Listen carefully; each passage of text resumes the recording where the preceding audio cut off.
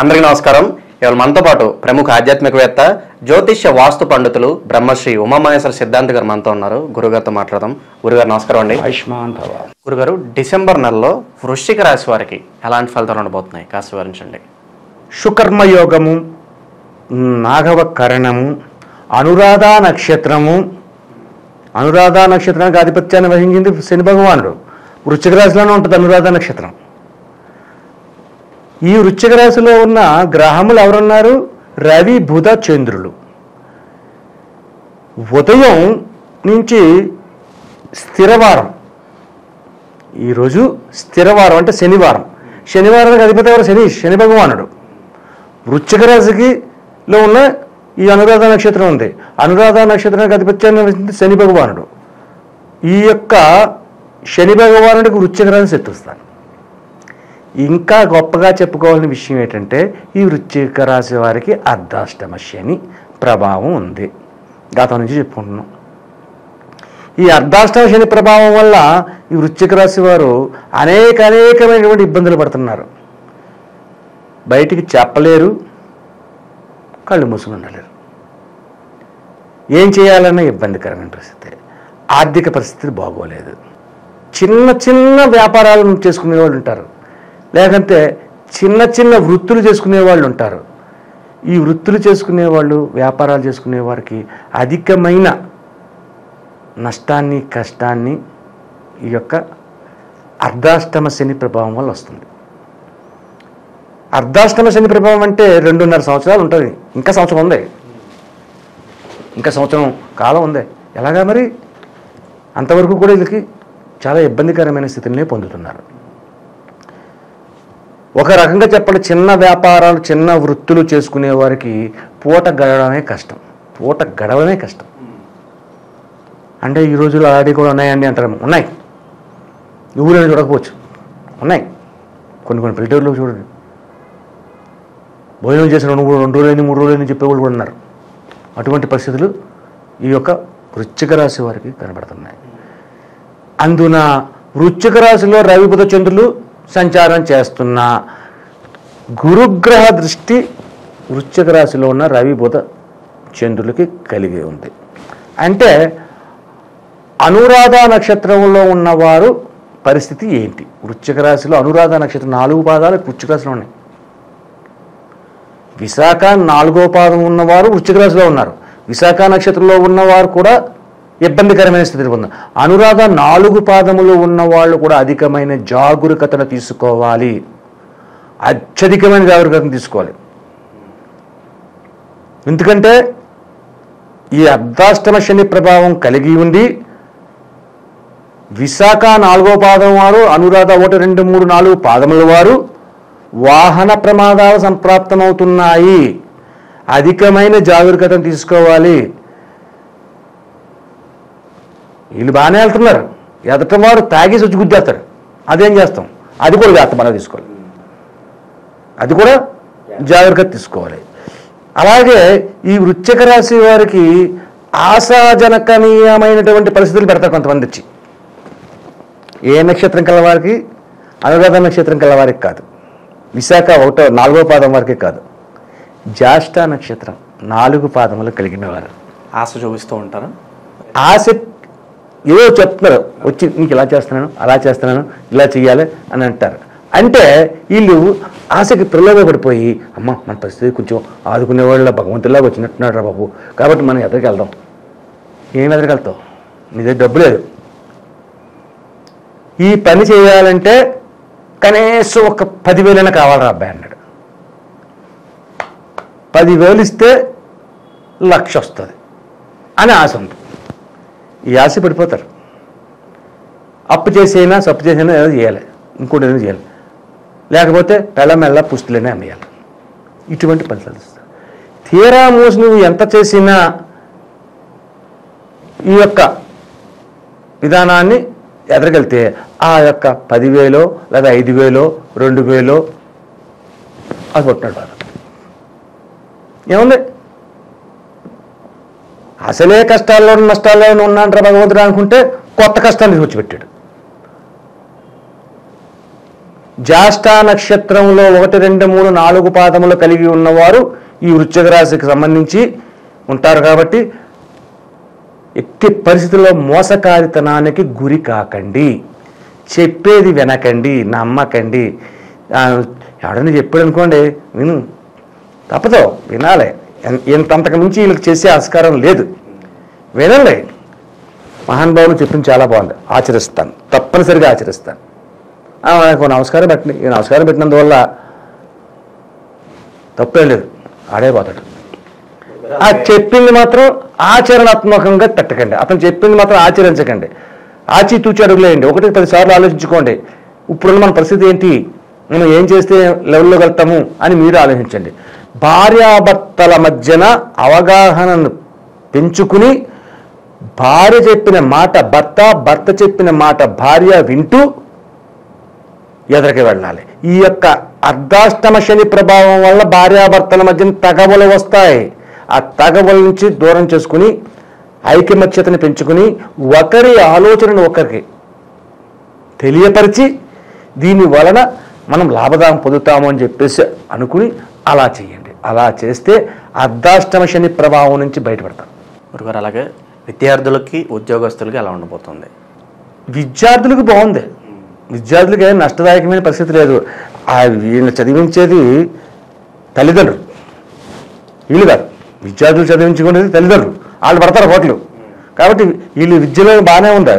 అంటే కుజుడు అనగానే వృశ్చిక రాశికి ఆధిపత్యాన్ని వహించినాడు. కుజుడు నిత్యస్థానంలో కూడా, కుజుడు కూడా విద్యా ఆధిక్యత కలిగిన గ్రహమే.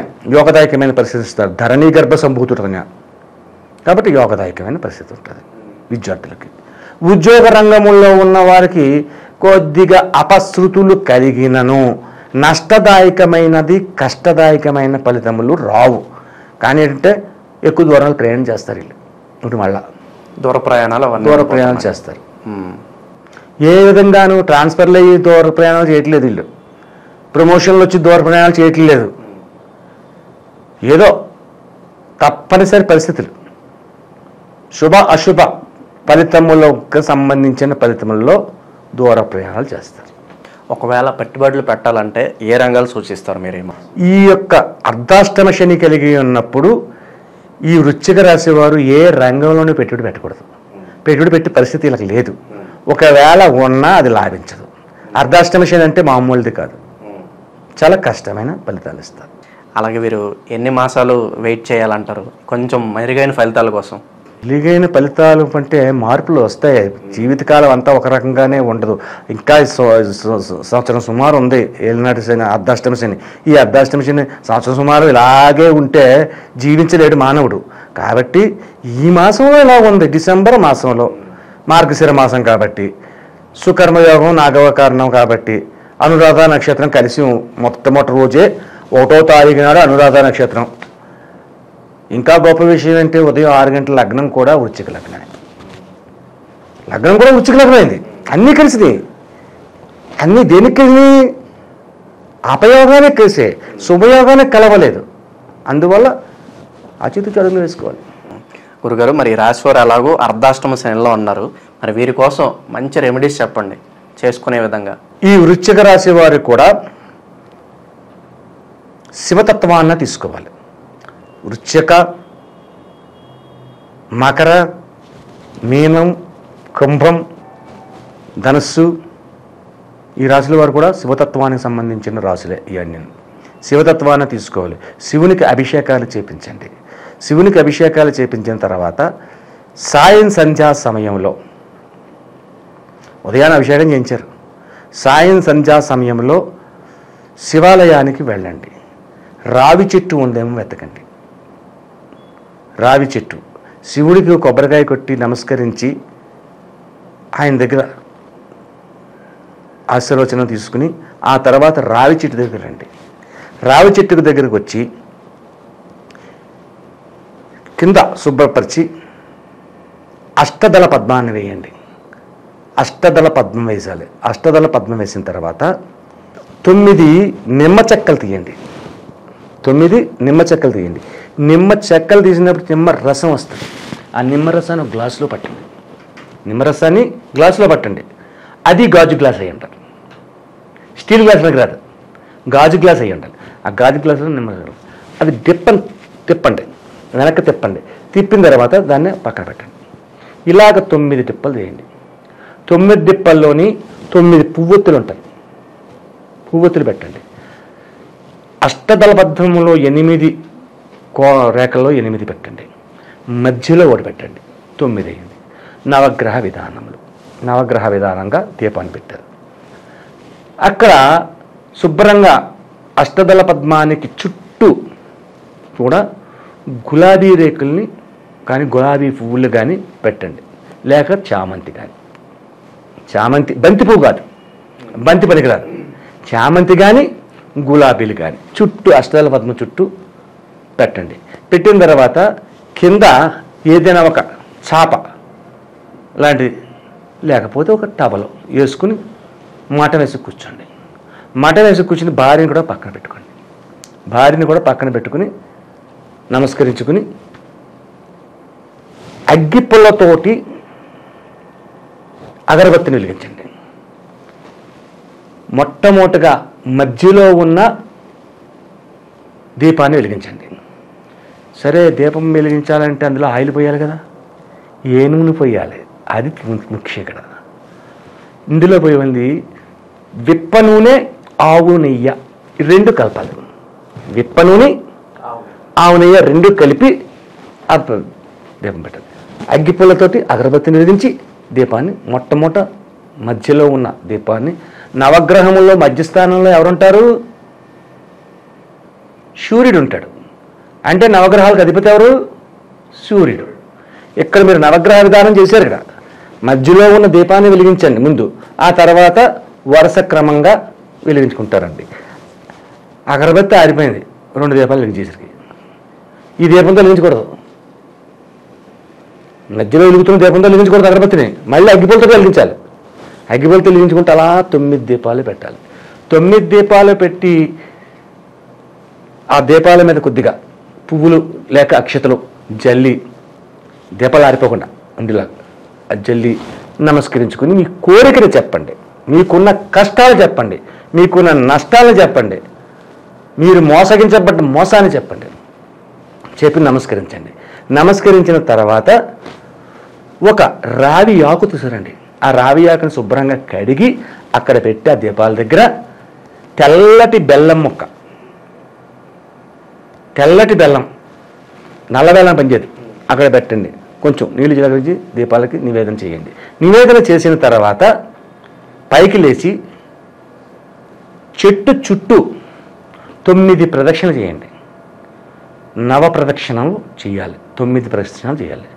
చెట్టు చుట్టూ తిరగడానికి అవకాశం లేదండి, గోడ వచ్చింది, అటే కొంచెం ఇబ్బందిగా ఉంది అన్నారు. మీ చుట్టూ మీరు ప్రదక్షిణ చేయండి 9 సార్లు. ప్రదక్షిణ చేసి నమస్కరించుకుని తర్వాత శివాలయంలోకి మళ్ళా రండి. శివాలయంలోకి వచ్చి ఓ 10 నిమిషాలు కూర్చుని లేచి మీరు పట్టుకెళ్ళిన వస్తువులు అగ్గిపెట్టుతో సహా అక్కడ వదిలేయండి. మిగిలింది కదా పట్టుకెళ్దాం అని అనుకోకూడదు. మీకు ఎంత కావాలో అంత పట్టుకెళ్ళండి ముందు. అయ్యో మేము నిమ్మకాయలు డెప్పులు రావేమో అని చెప్పేసి ఏకంగా 9 కాయలు కొనిసామని 10 కాయలు కొనిసాం, 20 వస్తాయి కదా, మనకు కావాల్సిన 9. నిమ్మకాయ ఒక్కోటి 8 రూపాయలు ఉంది, ఈ పట్టుకపోతే బెస్ట్ ఏమనుకుంటారు. వదిలేయాలి. ఎంత ఖరీదైన వస్తువుైనా సరే వదిలేయాలి. ఏది తేకూడదు. ఇంటికి రండి. ఇంటికి వచ్చి శుభ్రంగా కాఫీ టిఫిను భోజనం తేలుతూ కాఫీ టిఫిను చేసి శుభ్రంగా కింద పడుకోండి. మంచాల మీద పడుకోకూడదు. ఆ రోజు చాలా పవిత్రమైన రోజు కాబట్టి ఇలా చేస్తే ఈ యొక్క అర్ధాష్టమ శని ప్రభావం నుంచి బయటపడి కష్టం తెలియకుండా ఈ మాసం కలుస్తుంది. సెకండ్ తర్వాత మాసంలో జాన్యువరి నెల వస్తుంది. ఆ జాన్యువరి నెలలోని ఉండే ఫలితాలు ఏంటన్నది మనం చెప్పుకున్నాం. మళ్ళీ ఆ రోజు నాడు మళ్ళీ ఇంకొక రెమెడీ ఉంటుంది. తప్పకుండా. డిసెంబర్ నెలలో వృశ్చిక రాశి వారికి ఎలాంటి ఫలితాలు ఉంటాయి, అలాగే మీరు చేసుకోవాల్సిన పరిహారాలు తెలియజేసినందుకు ధన్యవాదాలు గురుగారు. ఆయుష్మాన్ భవ.